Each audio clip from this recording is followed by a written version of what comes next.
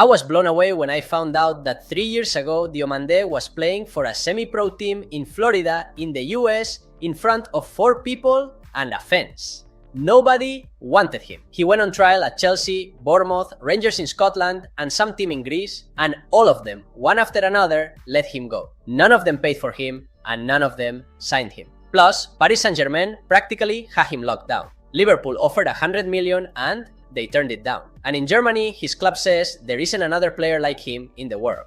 And Diomande is 19 years old, he's from Ivory Coast, and his value has gone from 0 to 130 million in just 2 seasons. But there's a detail in this story that makes it more than just the rise of a prodigy. Because the day Yan Diomande made his debut in elite football, he did it against Real Madrid. And that very night, leaving the pitch, he said something about Madrid itself that over time, with Real Madrid offering a fortune for him, became incredibly awkward. I'll tell you about it in a bit. Welcome to Venom's Stories! Abidjan, November 14th, 2006, the economic capital of Ivory Coast. One of those huge, hot West African cities where football isn't a sport, but a way out. That's where Yan Diomande was born, and since he was a kid, he had 2 things: a rare talent with the ball and a capacity for solitude that isn't normal for a child. Because Yan wasn't a kid from a well-off family who got driven to football practice in a car. He was a street kid, the kind who learned to play in empty lots with balls that often aren't even theirs. He's talked about this himself many times. As a kid, he would take corn from the neighbors' fields without asking, just to eat. And from there, he'd go to school where he learned to play football. In other words, his life was stealing some food and running off to the football pitch. And very soon, he had to make a decision that most adults never make: to leave his country, leave his home, his family, while still almost a child, to pursue football on the other side of the world. He also explained this in an interview with a coldness that's astonishing for his age. He said that living alone was never a problem for him because he's always been that way since he was little. He left home without his family to fight and train hard, and that he could live alone forever. Keep that phrase in mind because it's the key to everything I'm going to tell you from now on. A 12 or 13-year-old kid capable of crossing the planet all by himself, without fear, with a single obsession in his head. And the place he crossed over to wasn't Europe, like any normal player would do. It was the most unlikely place in the world to become an elite footballer. Yan Diomande went to develop as a footballer in the United States, a country, as he said himself, where football isn't like basketball or American football, at least not yet. It's the place where nobody in Europe goes to look for the next football star. Well, Diomande went through several academies and ended up at one called DME Academy in Daytona Beach, Florida. And that's where his whole story becomes practically absurd. Because while he was developing in Florida, Yan Diomande started going from trial to trial in Europe, offering himself, looking for a club that would bet on him. And pay attention to the list of teams that had him right in front of them and said no. He had trials in Greek football, at Rangers in Glasgow, he was at Bournemouth in the Premier League, and he was also doing trials with Chelsea. But none of them wanted him. None of them saw him as a player with enough talent, and they let him go. But in the meantime, the kid kept playing in Florida at a really low level. In August 2023, he played in a final with a team called AS Frenzy against another called Sporting Wichita, and he scored both winning goals in extra time. That was the stage for the future player who would sign for Real Madrid. A semi-professional final in Florida in front of absolutely nobody. So there you have it, a kid from Abidjan, alone in Florida, already rejected by half of European football, playing in the US 4th or 5th division. And then, just when it seemed that talent was going to be lost forever, in the middle of nowhere, he was found by the last person you'd expect. It wasn't a football scout, it was a man who came from baseball. His name is Jeff Luhnow, and to understand this story, you have to know who he is, because he's not just any football executive. Jeff is an American executive who became famous in a completely different sport, baseball. He was the man who rebuilt the Houston Astros from top to bottom with data, numbers, statistics, Moneyball style, and won nothing less than a World Series, the biggest thing you can win in that sport. A guy who literally dedicates himself to finding value where others don't look, to buying cheap what the rest can't see. And when he stopped working in baseball, he got into football, and Luhnow bought a modest club from the south of Madrid called Leganés, and built a group around it with more teams, a club in France, another in Mexico, all with the same idea, applying the numbers method to football and catching gems before anyone else. And one day, that man stumbled upon a YouTube video, a home video of a 16-year-old kid doing things on the pitches of the United States, one-on-ones, driving forward, dribbling, and always with the ball glued to his foot, playing with both legs. What happened next has been told by the coach himself, Borja Jimenez, the man who ended up giving him his debut in the team, in an interview, and it's a scene worthy of a movie. Months before Diomande arrived at the club, Luhnow, the boss, the owner, approached him, showed him that YouTube video on his phone, and dropped a line that back then sounded like a fan's fantasy.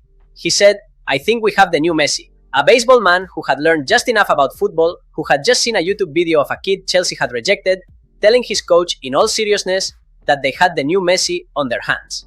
Well, in November 2024, Leganés signed Yan Diomandé, although paperwork delayed his arrival until January 2025. Look closely at how he arrived, because this is important. He didn't arrive as a star or as a huge $1 million investment. He arrived as a kid for the second team, the reserves, for the third tier of Spanish football, which in practice is like the fourth division, and a signing that was almost free, one of those let's see what happens with this guy bets. The kid, who today is worth 130 million, entered European professional football through the back door and rather on tiptoe. But mind you, it didn't even take him one training session to break the door down. What happened from then on was so fast, it almost doesn't seem real. Yan Diomandé first debuted with the reserves, Leganés B, in March 2025, in a 1-0 defeat against a team called Cala Pozuelo, a 4th division match, but it was enough for him to start making noise within the club.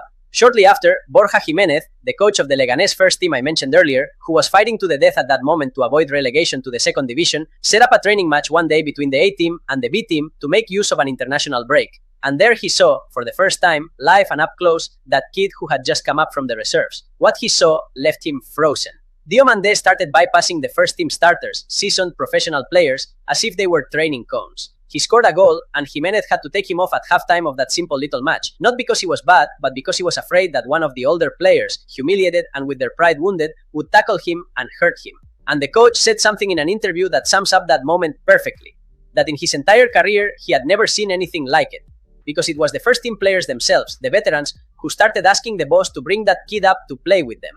In other words, it wasn't his decision, it was the players themselves asking him to bring him up to help the team avoid relegation. But before I tell you what happened next with his first team debut, which is crazy, let me ask you for something. Subscribe to the channel and like the video if you haven't already. As I was saying, on March 29, 2025, at 18 years old and just a few months at the club, Yan Diomandé made his debut in the first division. And against whom? Well, against Real Madrid. It was at the Santiago Bernabéu and he played just 4 minutes in a tight defeat.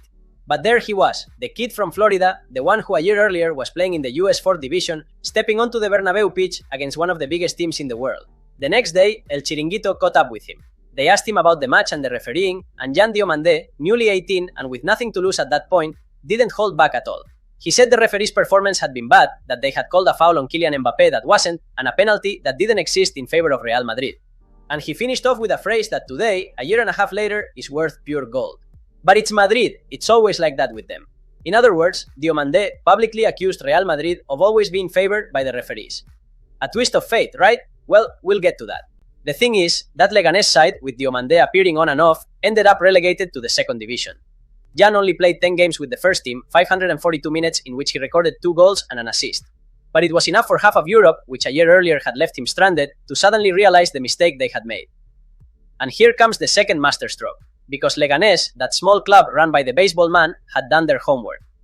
When they signed Diomandé just like that, for free, they put a 20 million euro release clause in his contract.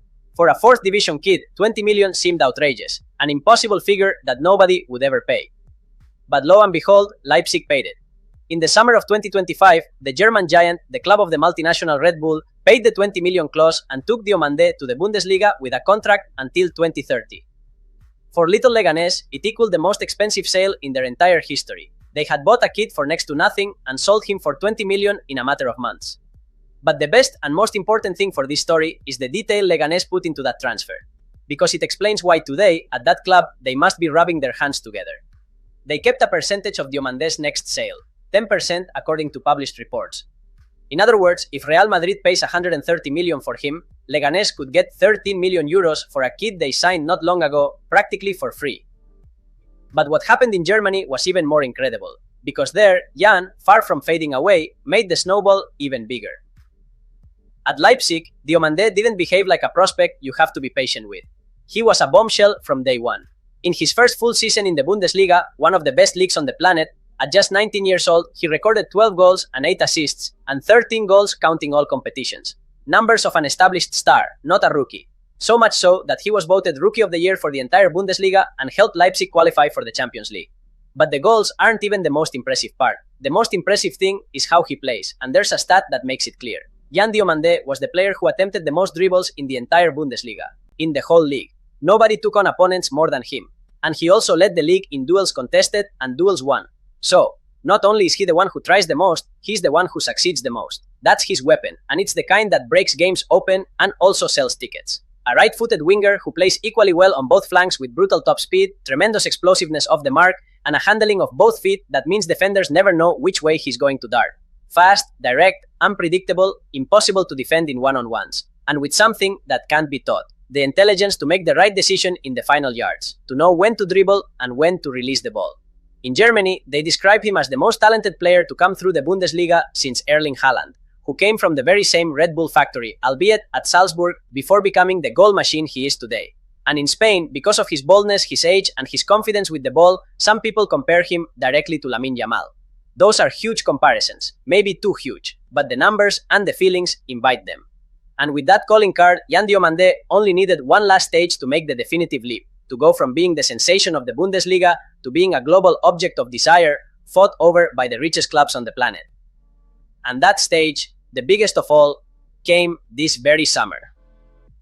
At the World Cup with Ivory Coast, Yan Diomandé, who had debuted for his national team in October 2025, scoring in each of his first 2 matches and helping the country qualify, boarded the Elephants train just in time for the big event. And he did it, moreover, having to fight tooth and nail for his spot, because in his position, Ivory Coast had plenty of competition with names like Amad Diallo of Manchester United, Simon Adingra, or the veteran Nicolas Pepe. It wasn't handed to him, to be honest, but there, in front of the whole world, on the biggest stage there is, the kid not only didn't hide, but he shone. He was one of the sensations of the tournament, to the point of putting in an MVP, Player of the Match performance in his first ever World Cup appearance. And in the transfer market, that's like pouring petrol on a fire. A 19-year-old footballer, top dribbler in the Bundesliga, Rookie of the Year in Germany, and now the breakout star of a World Cup. The combination is perfect. The price skyrocketed into the stratosphere, and Europe's biggest clubs lined up to knock on Leipzig's door. As I told you at the beginning, Liverpool, the English champions, were the first to make a real move early in the summer, with an offer close to 100 million euros, but Leipzig rejected it. PSG, the reigning kings of Europe, went even further. They practically had a personal agreement with the player locked down, a 5-year contract, because Diomande's priority, as was revealed during the World Cup, was precisely to play in Paris, and everything, absolutely everything, pointed to the Ivorian ending up in Parisian colors. Until, as always happens in these stories, a surprise team appeared and froze everything. And that team is Real Madrid. With Jose Mourinho back in the dugout, they presented an initial offer of 90 million euros fixed plus 10 in variables, according to Fabrizio Romano. Leipzig, who hadn't even wanted to listen to Liverpool's 100 million, rejected it because they value their gem at 130 million and state in public that their intention is for Diomande to play in Germany for 1 more year. But we already know how this works. If Florentino Perez gets it into his head, he'll probably end up signing him, especially considering the latest reports saying that Real Madrid can no longer stand Vinicius. Ultimately, the Real Madrid project will revolve around Kylian Mbappé, and Vini seems to have 1 foot out of the club. But of course, this is where we go back to that night at the Bernabéu, that phrase, because football has a somewhat cruel and sometimes perfect sense of humor. Remember, the only time Yan Diomandé had anything to do with Real Madrid before all these rumors was the day of his debut, when he came off the pitch and told the Chiringuito cameras that Madrid always gets all the calls, that Madrid is always like that. He said it at 18, with the anger of a kid who had just been beaten, pointing to Real Madrid as the big team that's always favored. But that same team, the always like that one, is the one that is now willing to put 130 million euros on the table to sign him. The one that will make him, if the deal goes through, one of the most expensive players in their entire history. The kid who criticized Madrid on his debut is now on his way to earning an absolute fortune from Real Madrid. And of course, while doing this research, I read someone on Twitter saying they don't understand why Madrid doesn't give Vini 10 million more to keep him happy, since he's a player who gave them 2 Champions Leagues, yet they are going to break the bank for a 19-year-old kid. Well, I don't know, maybe they have a point. What do you think? What I'm not sure about is whether Diomande will be a better signing for Madrid than Adeyemi for Barca. What do you think? If you want to know why Barca signed him, click on the video on the screen.